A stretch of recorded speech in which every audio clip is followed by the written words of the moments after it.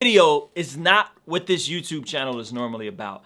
This video is not even something I feel like I'm an expert in. But I've been getting this question, and I figured since this channel exists for the people that support it and the community that's being built, I'm gonna do my best to answer the question and give y'all a little bit of advice on dating.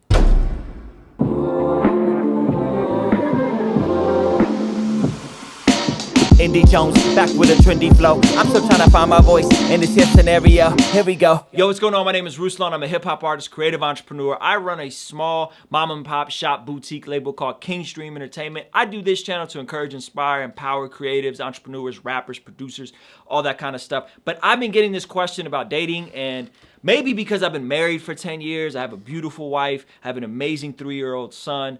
I'm doing this full time. I'm making it. I haven't made it, but I'm making it. I'm living my life. I'm loving what I'm doing. And the idea of dating kind of keeps circling around this community. I know a lot of us are probably younger that watch this video. A lot of us are trying to figure out dating, trying to figure out how to get married, trying to figure all those things out. And I'm just going to give you a couple of my basic tips. The number one thing people overlook about dating, and this is so important, this is so crucial, you have to know this, or if you don't understand this fundamental thing, it's gonna jack you up. I'm gonna tell you right now. The number one thing you gotta understand about dating is you attract what you are. If you're in a season of life where you're an emotional freaking train wreck, guess what you're gonna attract?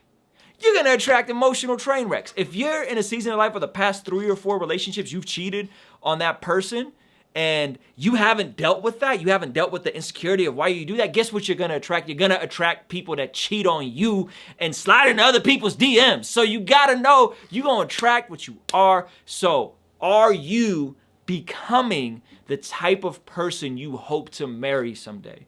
Are you becoming someone that's a worthy spouse, is gonna be a great mother, a great father? Or is that something that you're working on? So let's just get that out of the way. And many of y'all are just completely overlooking that one fact, is you attract what you are. The second thing is, usually the most successful relationships are ones that are compatible in the sense of opposites attracting. Here's what I mean.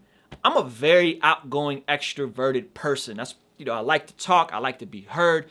My wife is an amazing person, and if she's in the right climate and around the right people and it's late, she'll also be outgoing. She's hilarious. But for the most part, my wife is a bit more introverted. My wife is a bit more reserved, and that is awesome, because if there was 2 of me in a relationship, it would never work. I could never deal with another me. It would be crazy. So the things that sometimes we find attractive in other people are the exact opposite things that we need to have a long, sustainable, healthy relationship. So if you are into the person that's outgoing and loud, and you're outgoing and loud, that's probably not what is gonna work for you best long term. That's probably not what's going to sustain a relationship and build a healthy marriage and a healthy family. So be mindful on what your desires are, and know that the relationships that usually work together are where opposites attract. The third thing that most mistakes are happening, I think, and this is like, don't do this,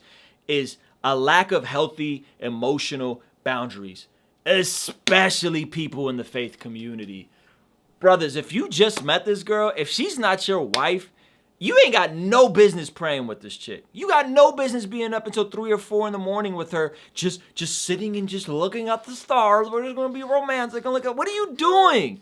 Set some freaking boundaries with your life. Slow it down. You don't need to Netflix and chill a month into the relationships. You Netflix and chill, guess what's gonna happen? You're going to be Netflix and forking, my guy. Slow it down. Chill. Have some boundaries. Especially, I know we hyper-spiritualize, and we're so spiritual, we're praying together. We're praying. We know each other 2 weeks, you praying together? Stop it. Stop it. You ain't got no boundaries. Chill, my guy. Set some healthy emotional boundaries. Slow down. Communities, groups. Awesome. Awesome to be around groups. Awesome to be around people. The fourth thing The fourth thing is get around some more mature couples. If you have access to married couples, that's awesome. If you ain't got access to married couples that are like your peers, yo, go kick it with your mom and dad. See what your mom and dad think about this person. See what game they can give you. Learn from other people. Model your relationship against other people. And the fifth thing I would say is examine the worldview. Obviously, I'm saying all this with the preset that you shouldn't be dating somebody with the opposite polar worldview. Meaning, if you're trying to be monogamous, you shouldn't be dating someone that wants to be a swinger. If you're trying to be a Christian and follow Jesus, you shouldn't be dating an atheist. That goes without saying.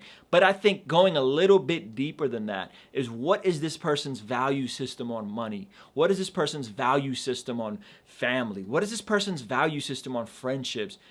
Figure those things out and see if they align with your worldview. And if you could do those things, if you could just be aware of those things and be alert of those things, I think it'll actually take you a long way. Here's something that I did, and I'll leave you guys with this anecdote. Me and all my homies were in an accountability group before any of us dated, and I actually made a list. I made a list.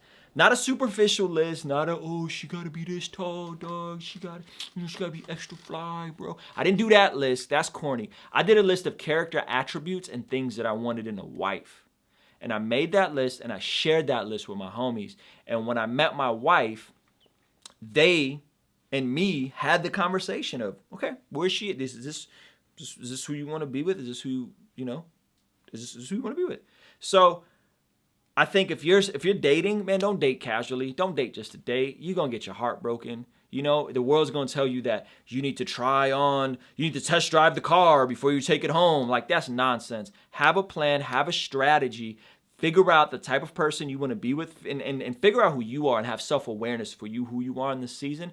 And have some community around you that'll keep you accountable to that. So, man, that's my advice. If y'all want to hear more videos like that, this ain't the channel for it, but maybe I'll tackle another one. Thank you guys so much for checking this video out. I appreciate y'all. Peace. I tell it how it is, I don't jump over no obstacles. I've been out in Southern California working on a low. She was there with me while driving down a back road, saying that she loved me, usually hit her with a I don't know. I was feeling different, ooh boy, I think I'm sold. See, I met a girl out in Orange County, Southern belle, I went west a couple years ago. Took her home to the south with me.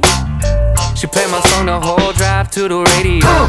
If that ain't love, I don't know what is. If that ain't love, I don't know what is. If that ain't love, I don't know what is. If that ain't love, I don't know what is. You're the only one that holds me together.